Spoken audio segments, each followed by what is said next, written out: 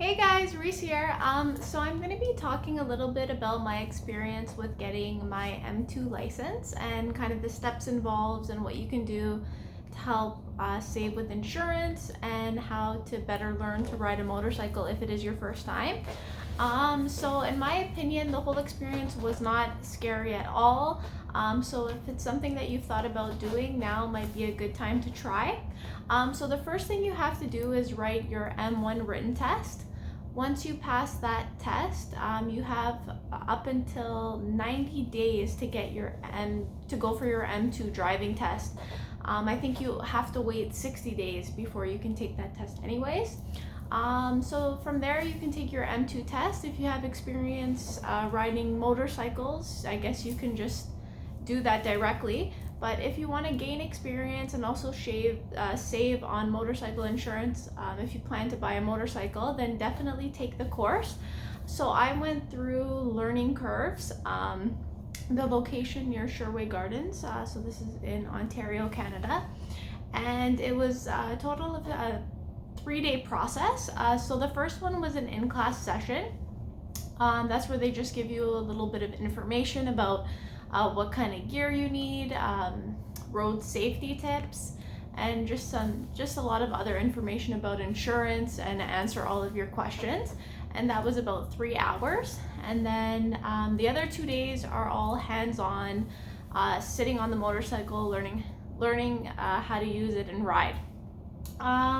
So that 3-day course is about don't quote me exactly on this, but it's about $550, which was definitely very reasonable for the experience that I had. So before you actually go on the motorcycle, so for your actual on motorcycle training days, those 2 days, they tell you to get gear first. So the first thing you have to get is number 1, your helmet, number 2, gloves, and number 3, you need to wear like jeans or leather. So 100% jeans. They can't be the fashion jeans that are stretchy. Has to be the firm, thick jeans, and that same applies for the jacket. So the first thing that I got was the gloves. So again, they also ask for these to be leather on the inside. So my experience with shopping for gloves they're actually, somewhat expensive, especially if it's something that, you just want to learn how to ride a motorcycle. You're not really 100% committed into buying one yet. Usually they range on the low end $80 and on the upper end $300. So this is the glove that I got. Actually, the cheapest ones I found were on Amazon. So they're leather here, which they ask for, that's mandatory. And I think they have some, extra protection here in case you fall, some extra protection here. They ask for the gloves to cover your wrists. So these definitely do that, and they're pretty comfortable. I was worried that they weren't going to be they weren't tight enough, but these were actually perfect, very comfortable to ride in, and I was able to maneuver, the gear, the clutch, everything that I was supposed to. So these are the gloves I got. So just remember, they have to cover your wrist and they have to be leather, okay? Second item is the helmet. So I rented this helmet from Studio Cycle in Toronto.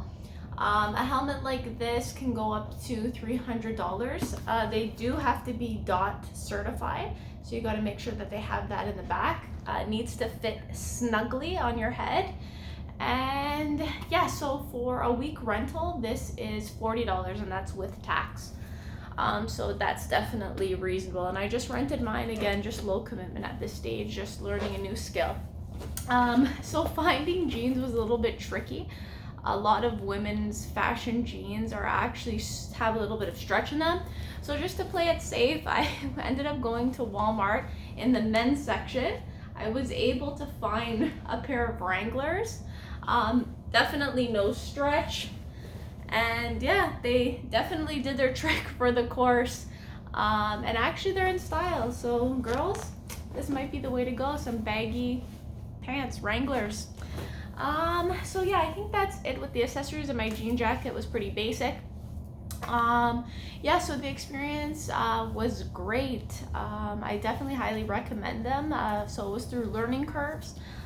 The instructors really gave like one-on-one attention for those that needed support. I was definitely a bit challenging on my second day, only because of this. So on my first day, I got really comfortable with one of the smaller motorcycles because I'm on the shorter side, so I wanted something small and that I wouldn't feel like too overwhelmed by. But we were encouraged to switch around, try different motorcycles. As soon as I did that, I went on a bigger style. I'm not sure the names of it, so I don't want to mess it up. As soon as I got on this one, my feet could not touch the bottom of the ground to balance. And I think as like a new rider, just trying to navigate the whole feel of a motorcycle and just learn it, I was definitely not ready for this big powerful motorcycle.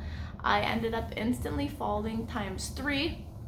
I got a big bruise on my leg, and actually, you know what, it was kind of good that this happened. It really showed me how heavy motorcycles are, you know, how dangerous of a sport this really is. So I think for me, the most important thing was just to get a motorcycle that you know, I felt comfortable with. So yeah, so that was my experience, but I got a lot of one-on-one support from the instructors. They really helped to, you know, let people know where their weaknesses were and really practice on those. So yeah, so day 1 was getting to learn the bikes, doing some gear shifting from gear 1 to gear 2, and then just kind of maneuvering around some pylons, very basic.